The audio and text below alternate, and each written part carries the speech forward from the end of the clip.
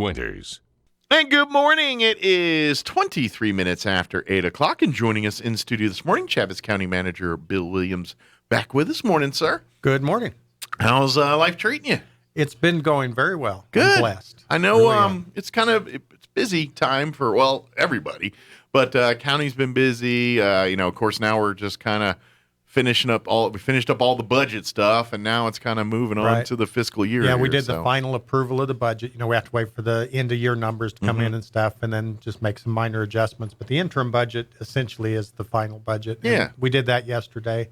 And then July is probably one of the hardest meetings to sit through because you have to renew all the contracts and all those sorts of things, just housekeeping. So stuff. it's a lot so much housekeeping. And not that that's not important, but it's like, how many of these do we have? It's not exactly riveting, exciting pieces of government to watch happen. And we did have a couple of really interesting things. The neatest thing, and to me the most exciting thing about government is when the public comes in and joins us and tells us what's going on.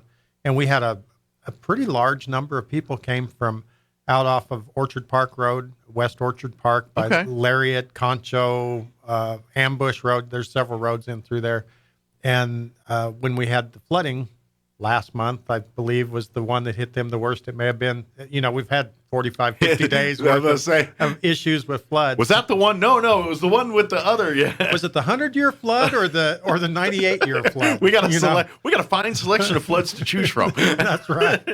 But they came in and talked to us about some of the things that they encountered during the flooding and the things that the county did, which, we put some trash open top dumpsters out for them to pick up some stuff, but we haven't been able to get out and fix roads or any of that sort of stuff. And they explained to us how the water came down Orchard Park Road, how it's done it in the past. Some of these people lived out there, 20, 30 years. So they had studied a good history for us. Yeah. And they told us, and then the flood commissioner was there and was able to talk with them and tell them, the water didn't come from the diversion number 3 Hondo levee breach because that was further to the north. Okay. But there's a thing called Juan Lake and then the Zuby Draw. And those two filled up and apparently were spilling over. Plus there was so much water outside of the containment areas that was all coming cross country, but it was a huge amount of water. Okay. So that's the area we need to address. It is either bigger reserve there or divert that water somewhere else. Yeah. The flood commissioner promised, and then after he left later in the meeting, Dick Smith, the director of the flood, Chaves County Flood Control, happened to step in. We talked to him a little bit after, and he says, yeah, he's been up there and looking, and someone, he said, back in the 20s, took a horse and a Fresno, and they dug him a ditch all the way from from the Zuby out across, and so that when theirs filled up, it would flow that way, but now it's kind of creating some problems. So he's going to work with the landowner out there and see if he can come up with a way to. So it sounds like they had the engineering, and then they kind of somebody created something that put a wrench in the work there. I can't imagine horse and a Fresno dragging up, a half a yard maybe of dirt at a time and dumping it out and getting back in the cut and doing that for miles. That must have been something. Yeah, well, I think the 20s people were made a little bit tougher than we are now. Well, definitely tougher than me. They were cut from a different jig than we were. but that's always exciting when the public comes in and tells us what's going on and brings to our attention what needs to be fixed and what we can do to help. And that's the way government's supposed to work. Sure. And I've shared with you once before about one of our ICIP projects a couple of years ago came from there was a planning and zoning case. They wanted to add a concrete plant on West Brasher. Mm-hmm. The neighbors came out in force and said, we don't want this for 2 or 3 reasons. And they worked it out together with the plant owner, and they managed to get that part fixed. But in the process, they said one of the problems is there's a bridge on West Brasher, goes out to the dump or crosses the Hondo on the way to the dump. So you've got the city trucks going over it. You've got now, concrete trucks, and that was some of their concern. But the bridge is narrow. The traffic's too heavy for the bridge. And it's too much. The bridge is capable of holding up the trucks and stuff, but it's a very narrow bridge. I guess you can say. It's raised up. So what's the first thing you do when you see a narrow bridge? You move over to the center of the road. Mm-hmm. So you can't see anything until you're pretty close, and then you meet a semi who's done the same thing on the other side, and it gets pretty exciting. Yeah, you don't want to play a game of chicken out there. That's not the place not to at do all, that. especially not with a cement track. Yeah. Well, and it's you remind me. It reminds me of coming back, back east, Maryland, Virginia, and all that, because obviously some of those roads and things were laid out long before cars were thought of as a mode of transportation. And so, like by my brother in Virginia, there's a bridge that's a train bridge above, but the bridge, it's an old stone bridge. It's a beautiful bridge, that's neat. but it's only enough of a tunnel to get one car through there at a time. So the way and it's a rural road, fortunately, so it's not, but you literally have to honk to go through there because there's cars at any given time one way. And the unwritten rule is honk when you go through, and they don't have accidents very often there because it's a lot of locals that go through there. But wow, what a nightmare if you live there every day. I don't know if I'd want that. And so this is sort of like that a little bit. Yeah, in a lot of ways, it's very similar. Well, the people came forward and told us, hey, it's not so much the concrete company that's moving in here. It's the fact that, our infrastructure is not good. Well, we weren't really aware of it. Sure. We're not out there every day. So they told us. So we immediately reacted. We put it on our ICIP and we presented it. Government worked right in that case up to a point. and we put it on our ICIP. Then we asked the legislators for money. The legislators saw the need, and they funded that project. So we're, rallying and, having practically a party. Yeah, it did. It was supposed to work so well. And then we got the governor's veto. So we didn't actually get the money for that, but that's one of the things that we've continued to keep on our ICIP at a very high level because we know the legislators are willing to fund that for us. We have the greatest elected officials in this area. They really do care about our communities. Absolutely, they do to fight for us. They are constantly in the trenches fighting for what we need in this part of the country and absolutely in this part of the state. Spitting in the wind sometimes. So, I'm sure it feels most of the time, I'm sure, but I'm thankful that they're there and they're fighting for us. But that was one of the government almost worked perfectly situation, but we're going to. And in government world, we call that a win. but we're going to keep that on our ICIP, and that was Good. One of the things we did yesterday. Was we had a public comment for ICIP, which is the Infrastructure Capital Improvement Plan. Yes, this is for basically every county, municipality. They have an ICIP list, and I know I'm oversimplifying it, but it's kind of like a dream sheet, sort of projects. That, and I say dream sheet, it's not like it's like lottery dream sheet. It's like, hey, this is a list of projects that we deem as a priority in our community. Right, and they need to be viable projects. We don't just, Yeah, you can't be like, we would really love a big laser sign that just says, yeah, right across. I mean, it's got to be something that benefits the community. But this is, and so the state will look at this, and so when there's funding available for various things, and they look at your list and say, okay, I see this bridge going out to landfill is something y'all need. We're going to fund that now. And then but for it to be funded, it's got to be on this list. So every year they have to kind of. It's a 5-year plan. So, gotcha. And it might show up on 2025, but that doesn't mean that you can't change priority. If you realize that funding may be available for something this year, sure, you can move it from 2025 I think it's got a better to chance 2022 and present it to the legislature. Sure. Now, we do have to prioritize every year. We can't just present everything that we have to the legislators. There's a lot of people asking for their time. Absolutely. And so we have a set time and a set number of projects we can do so that they can hear from all of the communities and all of the entities that are requesting money when they do that process. Yeah. But we will prioritize like our top 5 and then do a presentation saying, this is our number 1 and this is the reason why. And this is number 5.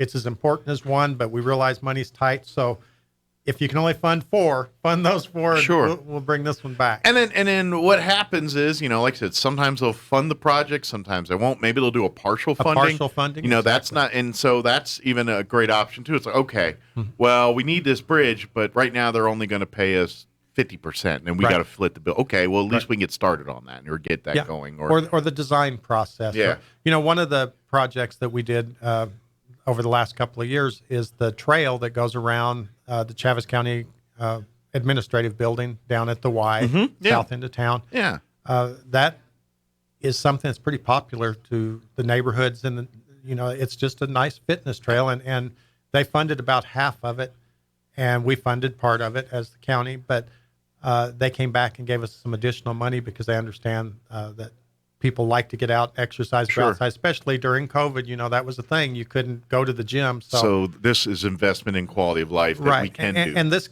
trail will have exercise equipment. So over near I Associates, where they bring grandpa in to get his cataracts taken off. Grandma and a couple of grandkids bring him up. We want to make sure that the exercise equipment over there maybe is a little lower impact, more aerobic Gotcha. exercise For seniors. for seniors and that. So we plan on having one area there that's kind of lighter duty. But then over near the sheriff's department, we've got a cutout in the trail over there Sure. that's going to have more aggressive stuff for those buff guys like you that come out and work out. I'm like sure, me. I'm sure you'll jog over from here and then hop on and do the heavy routine. Unless the ice cream man's over there. I ain't jogging anywhere. But that's kind of the way we do things. But you're absolutely right. They will fund a portion of it sometimes and other portions. One of the things that's pretty exciting, we're going to have to get together and bring our legislators in and the people that helped us to do this project to thank them and let them know how much we appreciate them. But that's the elevator at the courthouse. Yeah. Chaves County put in a considerable amount of money. I want to say it was in the neighborhood of $190,000. We got a CDBG block grant, community development block grant, which is a federal funding source. And we got state funding from the legislators to build the elevator at the courthouse because, as we've discussed before, elevators are not a cheap thing to do. No. And we're nearly finished with that. We're waiting on the final inspection, actually. Then it's going to be open for Good deal. for people to use. But that's, again, one of those things where all the different funding sources come together. But had it not been on our ICIP, we couldn't None have of it even would have asked them. happened. We Yeah. couldn't have asked for the CDBG. Yeah. We couldn't have asked the legislators. And we probably would still be wishing that we had something more than just the ramp. Yeah. Although it's fun to talk about that thing. But yeah, you're right. And this is what the ICIP is all about. Right. And that's where and in this case the county here, the county commission sits down and really dots the I's and crosses the T's and say, hey, these are the ones we want to present as our top ones and all this. And our staff does a great job. First, Georgiana, she is a taskmaster. She's our grant representative. She makes sure that all the paperwork's done and that everything's in place. So I want this done by this deadline. Sure. She sends it out to all the department heads. So we have ICIP projects from facility maintenance. They might need a building or something. I can't think of anything right off the top of my head that they're asking for. Well, the trail would be kind of a facility maintenance project. Gotcha. Then the road department puts in projects. The flood control can put in projects. Every different department brings things to the forefront that they're interested in.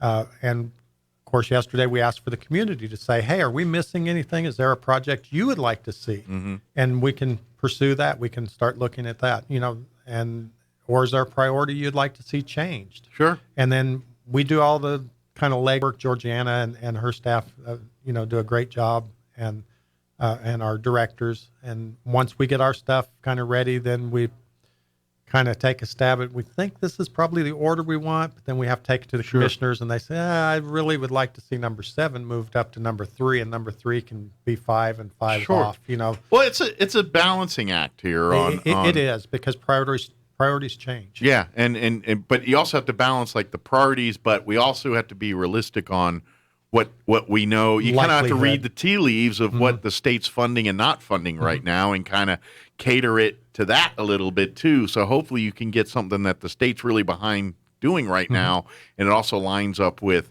something that your county or municipality needs happening. And then obviously we've talked about this too, is the city of Roswell's putting theirs out, the counties, neighboring counties, other cities, everyone with a city council or a commission are putting one of these out, and you look at what everybody's work together on that. We really do need to work together and make sure that we maximize what we can bring to our community, because if we're all putting the same thing in there, it's probably not good. But if we're all on the same page and working together toward a common goal, and hey, you hit them for this area, and we're going to hit people up for funding for this area, or we're going to provide the property, or however it works out. Sure. And on that note, one of the things that came up recently, and I'm going to talk trash here for a minute.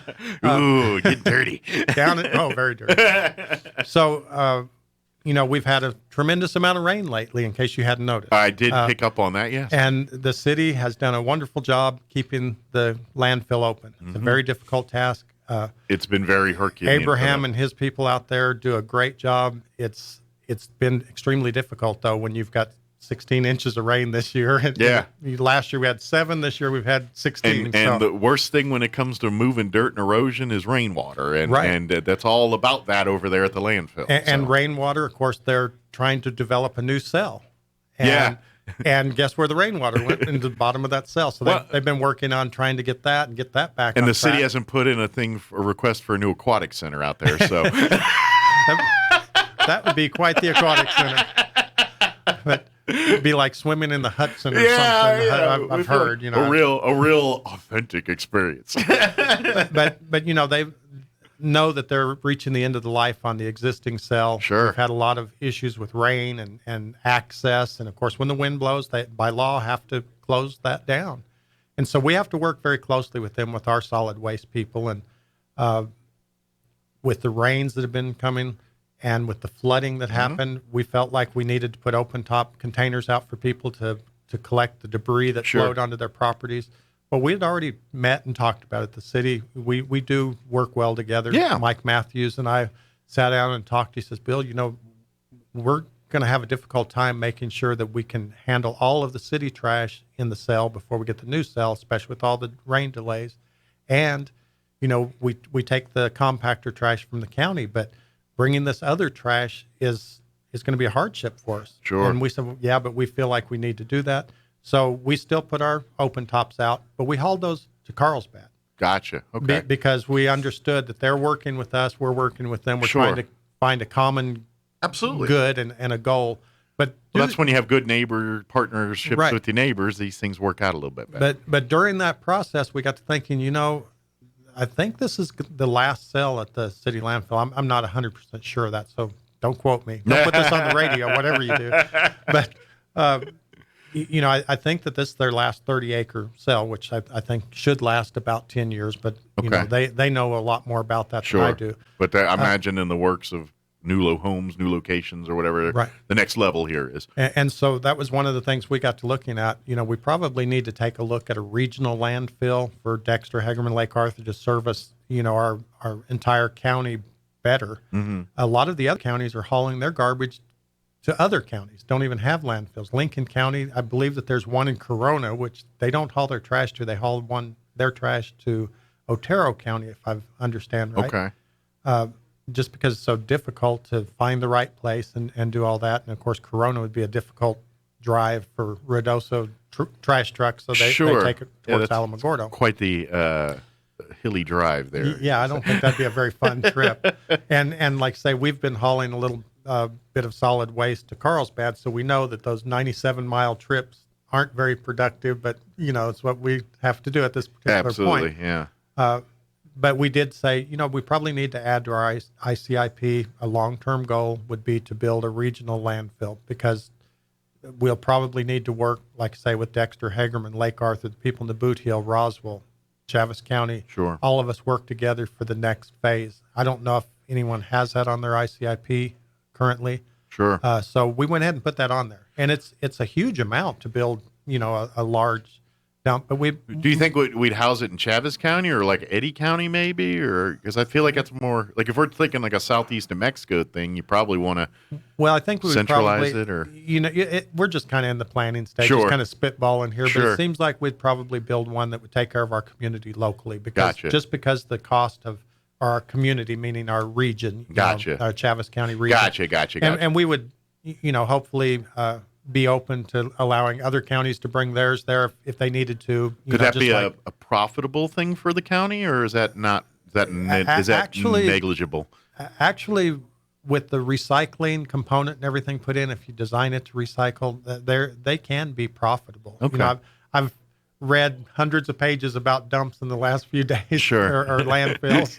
Guess the technical term is landfill. But you have to have leachate systems. You have to have liners. You have to make sure that you're not contaminating water. I knew You there have was to a have lot of methane gas caps and Sure. everything, because you're going to generate and no one wants to smell methane. and avoided things in the landfill, avoided post-consumer Sure. trash or What whatever. you can accept, can't accept. Blah, blah, blah. That's kind of the key to it. You don't want to fill it up with all the stuff that you could be recycling. There's just so much to it, and it's a big planning process. But yes, they can be profitable. Maybe next time. But the goal in our case is to make sure we have a place for garbage and make sure it's not, in the bar ditches and out in the county where it doesn't need to be. No, I guess the only thing we could do is I don't know if you remember this story or familiar with it, but it's actually a documentary on, I think, Netflix and all that now. But in Alamogordo, the landfill the there, Atari stuff. Yeah, Atari dumped all their big flop ET game, Atari, which I remember playing as a kid. I remember having it. It's a completely impossibly hard game. It was really hard. You kept dropping in pits. But anyway, so there's a whole documentary where they buried a bunch out in that landfill. Now they found some out there, and now they got the collectors and all that. We just need one of those companies to say, "Hey, dump your failed product here in our landfill," and 20 years later, we're going to turn it into a famous little thing. Yeah, we're going to do a documentary and sell. Yeah, if you get someone big like Steven Spielberg behind it, that would be very helpful. Be very good. Yeah, we'll put that into the plan. Yeah. But if people haven't heard that, go on. I think it's on Netflix. It's a whole thing. It's a kind of an interesting, but it all centers around Alamogordo and all that. So. Yeah, that is a really neat story. And I remember I heard about it, so I looked it up on eBay, and sure enough, found the video games going for like $1,000, $1,500. Yeah, they're depending on the conditions. Some of them were in pretty bad shape. Yeah, some they've been sitting 20 years underground. Kind of pristine, buried and packed in amongst the others, I guess. I don't know. Well, if you do get one that plays, it's a horrible game. I played it. I remember playing it. My friend had it, and you kept every time you get near ET, just dropping his pit. It was impossibly. I mean, it was impossibly hard. I could see why it flopped. It stunk. Wow. So the trash thing, we added that to our ICIP this year, and it's kind of a long-term goal. I have it several years off, and probably not a real high priority, but I think we probably need to maybe start identifying areas that could go, getting with the New Mexico Environment Department, who, of course, is in charge of permitting those sorts of things, and having them to help us think towards the future. It may never come to fruition, but again, if big amounts of money come from somewhere, some source, we need to make sure it's on there so we're ready to act. And one of the things, like I say, talking trash, we've had some issues with our compactor sites over the last month or so. Been so much additional stuff because of flooding and whatnot. We had to close our open tops. We have open tops at the railroad site, the north site, and the south site down between Dexter and Hagerman. And we closed that portion that had the open tops because we took all those open top containers and put them out throughout the county. Gotcha. And have been having, like say, to haul them to Carlsbad to dump them. And we temporarily have those closed. The compactors are still open, so you can bring your household trash, and that's all that's supposed to be at any of the counties. Yeah, you're not supposed to be putting dead cows or any commercial, certainly. No roofing and all that kind of stuff shouldn't go there. But in some ways, the open tops kind of encourage people to do that. But actually, in the open tops, people are supposed to put the same thing they put into the compactors. Okay. The compactors, of course, are more efficient for us to dispose of the material and to haul and all that. So temporarily, the north and south site, the gates are closed where the open tops are. We will be opening those back up when things kind of settle back down and we know that we can actually get rid of trash a little more efficiently. Sure. Yeah. But ultimately, we plan to phase out the open tops and add additional compactors and make sure that they're operational and kind of change the way we do some things. We've studied our methods and decided, maybe we need to change up the way we're doing a little bit to make it easier for people and for them to, they get pretty messy in some areas sometimes, and especially over holiday weekends. Right. And so we're starting to assess how we're doing things to make sure we can correct our problems. Sure. With that. So it simplifies that a little bit. And other things that, on our ICIP, there are 3 fire stations down the boot heel of New Mexico. Or of Chaves County. You're right. Boot Hill, New Mexico. I'm just kidding. And they have some water issues. Of course, a volunteer fire department, the ability to get water is going to be they kind of need that. Pretty crucial. When you're in town or near town, you can either get water or hook up to a hydrant. There's so many different methods to get but water out the county there fairly isn't quickly. Fire hydrant laying around every corner. But, this is a large county, 6,000 square miles. So I believe that's correct. I'm 99% sure that's correct. Again, don't put this on the radio. There's only it might not be 50% correct. chance of that. But they have a little more difficulty getting water, and they need to make sure that their water supplies are good. And one of the things the state fire marshal and I talked about last year when we were doing their carryover request is he wanted to be sure that those were priority projects for those 3 fire stations down there. That, Gotcha. one of them may need a well, one of them may need a water tank, one of them needs a distribution system. They've got a good well and a good tank, but no good way to get it into trucks. Gotcha. And they happen to be the one with the best water supply, so the others are going to them to get water if they have an emergency, but it's not real efficient. So some of the ICIP projects will be for water support systems for those 3 stations. So they can have access to water as quickly as so they can do that. And so again, if money's come up specifically for volunteer fire departments, they're going to be in a golden, they'll be in a good position that makes sense. to jump on that.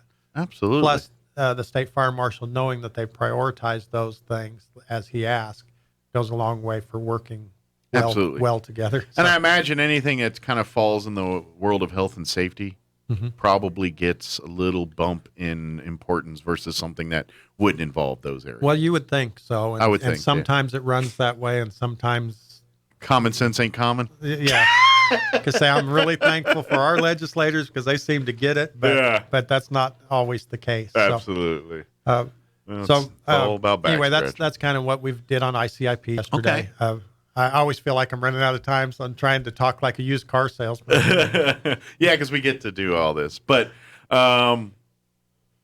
this is what sounds like it's a good list. Sounds like we got some good things that are going to be on there. Obviously, keep an eye on this stuff. Hopefully, some money shows up and some of these projects happen. But again, there's no guarantee that this is just here's our kind of our rainy day project fund. When the rainy day happens and we've got projects, these are the projects we'd like to get done. And that's really in a nutshell what's going on there. So, well, good deal. Is there any other county business we want to make sure we let folks know about before we go? Well, like I say, we approved a lot of contracts, just kind of housekeeping stuff, to make sure that funding went where it needed to go, and we accepted funding on other people's behalf, and we distributed funding that needs to go where it needs to go. Sure. We also did a couple of leases, a lease for a Volvo L120 front end loader for the road department. Okay.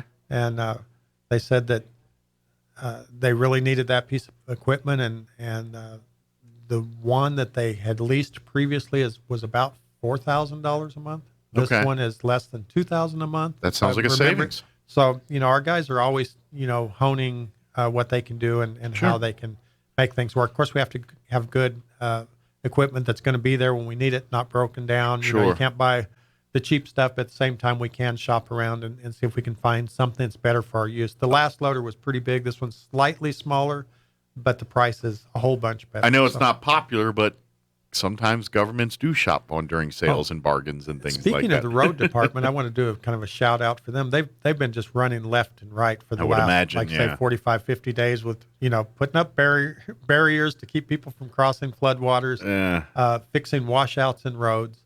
It's been raining, which brings out mosquitoes. The vector control's been working really hard. Of course, we've already talked about the trash situation, the hauling of garbage, as far as we've had to, and coordinating with the city on the rest of it. Mm-hmm. Those guys have just been really doing an excellent job. And yesterday they brought up the fact that they had gone out and bought weed eaters. These are the heavy equipment operators of the county, the road department guys. They went out and bought weed eaters because there are so many intersections where the pigweed has grown taller than people's cars. It's getting very difficult. So they're actually sending people out with weed eaters just to clear the intersections until at the stop signs, until the mower crews can get out there and mow the ditches, because the mower crews are working overtime trying to cut the weeds down. But they actually are going out doing those corners. So coming soon to a corner near you, Chaves County Road Department. Well, that's great to clear see. those weeds. And it's great to see they're, again, all working together, help each other out. Well, they reacted to a situation and changed their SOPs to make it work. And we may never do this again. We talked about it after the meeting yesterday, and they said, when we get done with this, we probably won't have a need for these weed eaters, so we're going to transfer those probably to the facility maintenance, who does all the lawn care and everything. perfect use of resources. Yeah, That's absolutely. that's the way to do things. And Absolutely. they really thought that through and did a good job. So Excellent. appreciate them. Well, and this is why we have people that work there for so long, and they love Right. being there, and they do Right. good with it, and they're better stewards of our money, and it's a really good thing. They really do, which is kind of unusual in a government scenario, to try to be thrifty, but at the same time be very thorough with what Right. they do, which is not always the case in government operations. Right. and of course we have some openings. So if there's anyone out there listening and would Absolutely. like to get in with the county, we've got several openings. Facility maintenance, I believe road department has openings, detention. There's plenty to do there. And so Yeah. if you're looking for a job, come see us. It's a good long-term career These type are job careers. with a retirement, good benefits, get lots of days off.